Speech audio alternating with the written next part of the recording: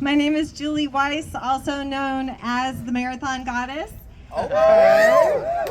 Before I start, though, I want to congratulate all of you, as my friend Grace says, just for showing up. You are already winning. So give yourself a round of applause for showing up today. You're awesome, okay? Just let me travel back in time a little bit. Back in 2013, I did that 52 marathons in 52 weeks. And no, I am not an elite athlete. I didn't even start running until my mid-30s.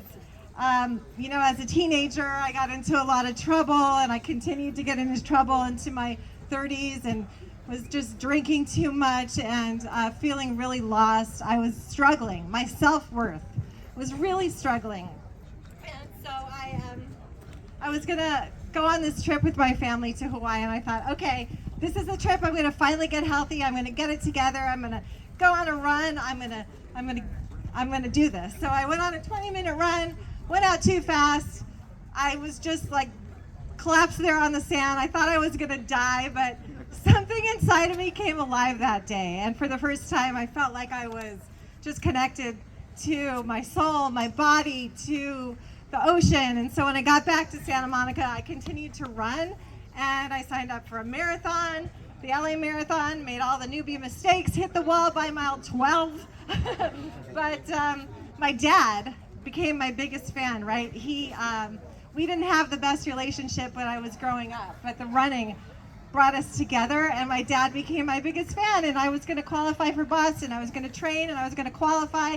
Ran 17 more marathons, not even getting under 4 hours, but that was okay. My dad said just keep going, but sadly, he was diagnosed with pancreatic cancer, stage 4, and the doctors said that there was nothing that anyone could do, and I said, nope, you're going to beat it, and I am going to qualify for the Boston Marathon. You're going to come with me. But sadly, he passed away just 35 days after his diagnosis, and I was devastated, but I had another race coming up. I knew he'd want me to run it, ran it, qualified for Boston. I knew he was in my heart, and I was like, we did it together. We did it together, but I wanted to do more to help other people. I wanted to help other people. I didn't want families to have to suffer like my dad did, and so I thought, I'm going to do 52 marathons, 52 weeks, and I did that. I finished it. And I want to share with you some of the lessons that I learned from running 52 marathons. There are 7 principles, and I made it really easy for you guys. They all start with the letter C, okay? So even if you could just remember one of these words, maybe it'll help you in your journey or somebody you know. And as well as willpower is good, but it's good to have tools in your back pocket. So here are the 7 C's to defy your limits. Are you ready? Come on with it. Okay, the first one is to create. Create a goal, something you would absolutely love to do. If it's a marathon, if it's a 5K coming up, whatever it is that brings you joy, think about that goal you would love to create. That's number 1.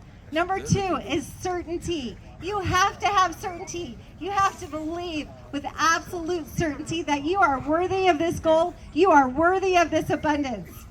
Believe in yourself, your dream, and you can even act as if you've already done it. Sometimes that actually helps you. Remember, it took me 18 times to qualify for the Boston Marathon. Never give up. That's right. Never give up. And number 3 is to connect. This group right here, there's no way I could have done those marathons alone. This group right here is your superpower. So connect with your superpower, connect with a higher power. You do not have to do this alone, okay? Think about somebody here who might be able to be your accountability partner, and go for it. Number 4 is to commit. You have to commit to this goal. I posted my goal on social media. You don't have to do that. You can just tell someone. You can write it on a Post-it, put it on your mirror. Put your goal that you've created somewhere and hold on to that. Hold on to that dream. Number 5 is consistency. You have to have consistency. It reminds me of Marathon 51. I'm on a boat. It is 4 in the morning. I am getting seasick. I am throwing up. I'm like, how am I going to run this marathon, right? But one foot in front of the other. And by mile 12, I got up to that mountain, and just know that the more you trust and the more you honor and show up for yourself, that is when you become unstoppable. Okay, so you are worth the effort. Remember that. And a cause. That's number 6. If you want to do this for a cause, for years, I've been raising money for pancreatic cancer research to honor my father, and it gave me a purpose bigger than myself. But somewhere along the way, I realized a cause doesn't have to be something outside of yourself. The cause can be filling your own cup first. You cannot pour from an empty cup. So remember that. Sometimes you actually, you have to fill your own cup first, so you actually have something to give. You have to fill your cup. Okay, and that is worth fighting for every single day. It is your own cause worth fighting for, and if you want to take it to another level, then yes, you can do fundraising, you can help other people, but first remember to fill your own cup, okay? And number 7, the last 7, is to have courage. Sometimes all you need is 20 seconds of insane courage, and I think that was from a movie, but 20 seconds to walk into that room, into that interview, 20 seconds to raise your hand and say, I need help, 20 seconds to lace up your shoes and get out that door and go for a run, 20 seconds. It reminds me of the Leadville Marathon, right? I was like, that was the only marathon on the calendar that year, that weekend, that I could do. Started at 10,000 feet, went up to 13,000 feet. I'm like, how? But I summoned up the courage and I got up to the summit, and that's what courage can do for you. And so here they are, the 7 C's. Create, certainty, connect, commit, consistency, cause, courage. Just focus on one today. Just focus on the one that speaks to your heart. And I also want to tell you that there's a ripple effect. You never know who you're inspiring out there. When I was at my lowest point in my life, I would see groups like yours running out there. And I was like, I want to be like them. You never know who you're inspiring. Summer Willis read an article about me. She ran 29 marathons in a year, and now she started a movement, a national movement for sexual assault survivors. You see, you never know who you're inspiring. Kati Israel saw me, heard about my story, and now she's running 52 marathons in 52 weeks. She's on marathon number 29 today. Okay? So every step ripples out farther than you'll ever know or see. So know that you're not just making a difference in your life, but you're also making a difference for others as well.